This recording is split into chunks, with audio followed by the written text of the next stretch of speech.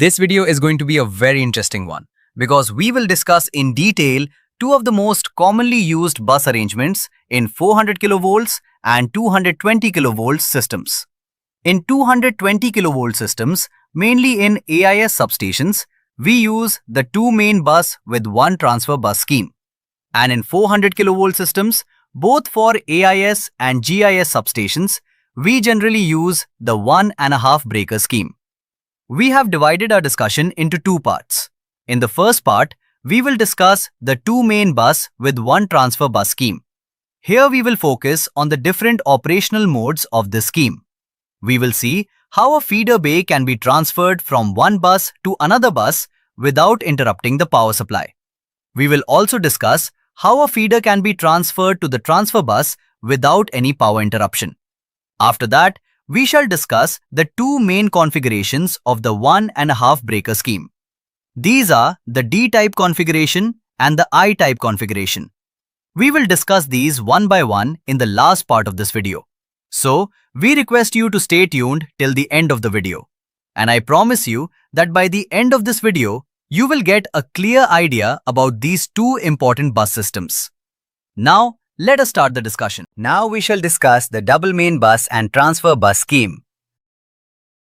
Here, the bus arrangement has two main buses. One is main bus 1. Say this is main bus 1. And another is main bus 2. Say this is main bus 2. On the opposite side of these two main buses, there will be a transfer bus. Obviously, since there are two main buses, one bus coupler will be there. This is the bus coupler. Now, as there is a transfer bus, there will also be a transfer bus coupler, which means the breaker that couples the transfer bus with any of the main buses. This bay is called TBC, that is, transfer bus coupler, or sometimes we call it the bypass bay. And this is the bay for any feeder. These two isolators are called bus side isolators. Then, after the bus side isolator, there will be a circuit breaker. After that circuit breaker, we will have a line side isolator. Then the line comes out and this isolator is called the transfer bus side isolator. Now, we will discuss the flexibility of the system. Suppose we are not drawing the closed isolators here, but you can imagine that isolators and circuit breakers are closed or opened according to their requirement. However, these isolator positions and circuit breaker positions are not directly reflected in the diagram because under normal operating condition, this feeder will be connected to either bus 1 or bus 2. If the feeder is connected to bus 1, then this isolator will be in closed position. This circuit breaker will also be in closed position, and this isolator will be in closed position. The red box indicates the closed position of the isolators and circuit breakers. Now suppose you need to take bus 1 out of service, say for scheduled maintenance or any other work. Then what we will do is, we will close the bus coupler isolators and the bus coupler circuit breaker. In this way, we provide a parallel path between the two buses. Then we close this isolator and open this isolator. So you can see that without interrupting the supply, we can smoothly transfer this feeder from bus 1 to bus 2, that is main bus 2. Because now this isolator is in closed position, the feeder is being fed from bus 2. Now suppose, for maintenance work or for any other reason, you have to take this circuit breaker out of service. Then what we will do is, we will first close this isolator and then close this isolator and that isolator and then close the circuit breaker of the transfer bus coupler. As a result, the power of main bus 2 is transferred to the transfer bus. So now the feeder is being fed through the path main bus 2 to transfer bus coupler to transfer bus to feeder. Since this isolator, this CB and this isolator are also in closed condition, the feeder is being fed through its own bay also.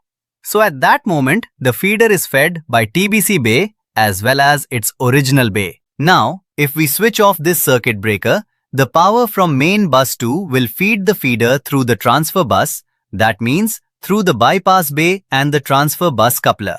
This isolator is already in the open condition. Now we shall open this isolator And we shall open this isolator too. So now we safely carry out the maintenance work of the CB and the parts within the open isolators. During shifting of any feeder from a bus to the transfer bus, the condition of the bus coupler bay is irrelevant. It may be either in closed position or in open position. It does not affect the transfer bus operation. However, when we shift a feeder from one main bus to another main bus, the bus coupler must be in closed condition because it provides the parallel path between the buses during the switching operation. Due to this parallel path, we can operate the isolators without interrupting the supply. That means the switching operation can be carried out smoothly while the system remains energized. Now we will come to the second part of our discussion.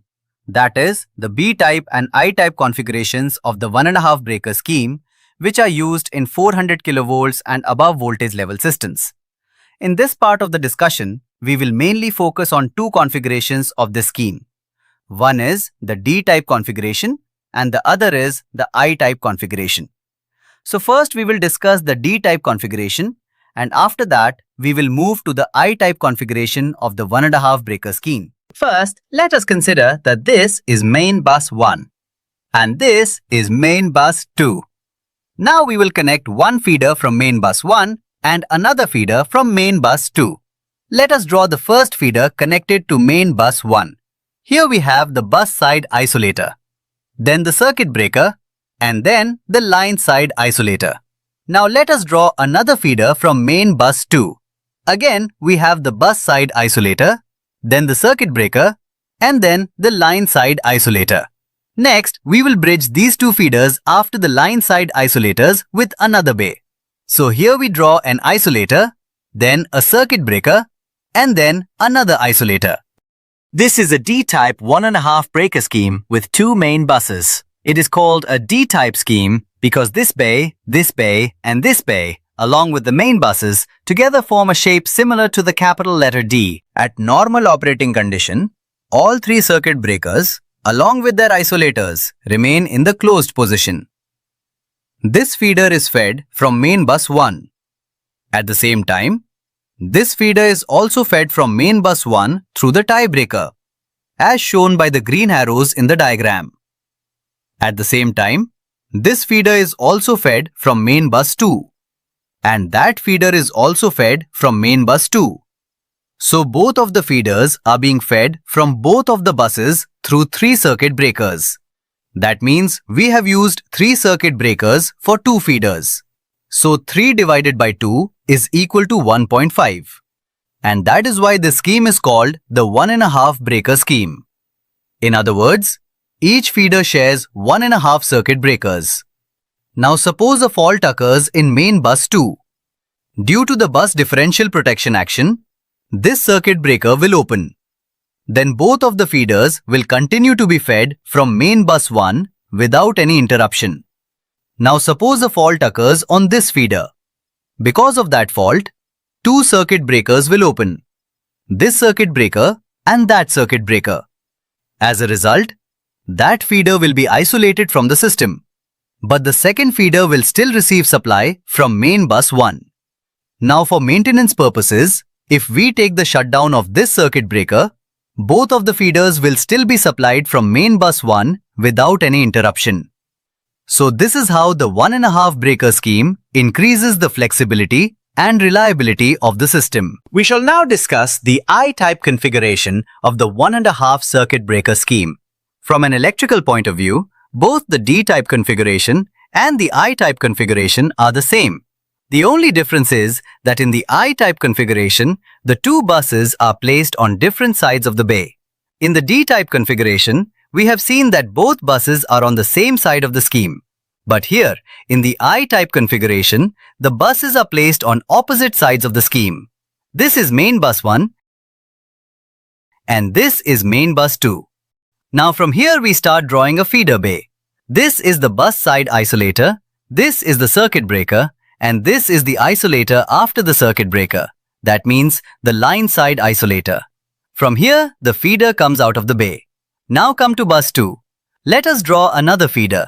This is the bus side isolator, this is the circuit breaker, then another isolator. That means the line side isolator. and from here the feeder comes out.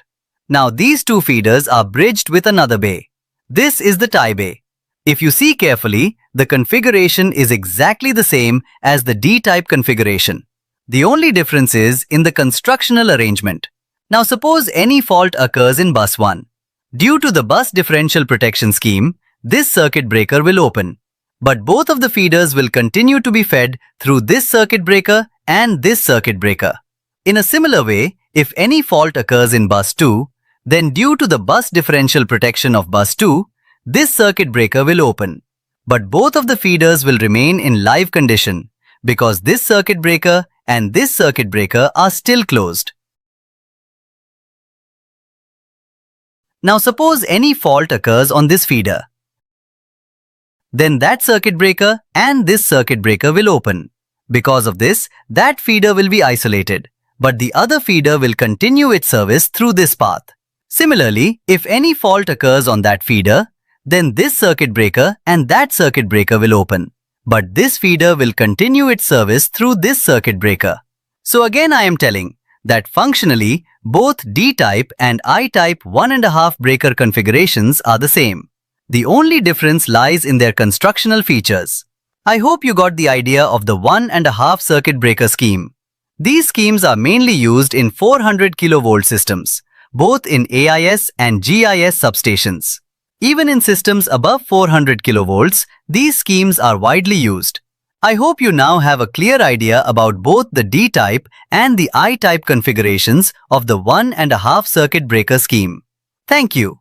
If you really find this video helpful, please don't forget to subscribe to our channel so that you can get this type of technical video regularly.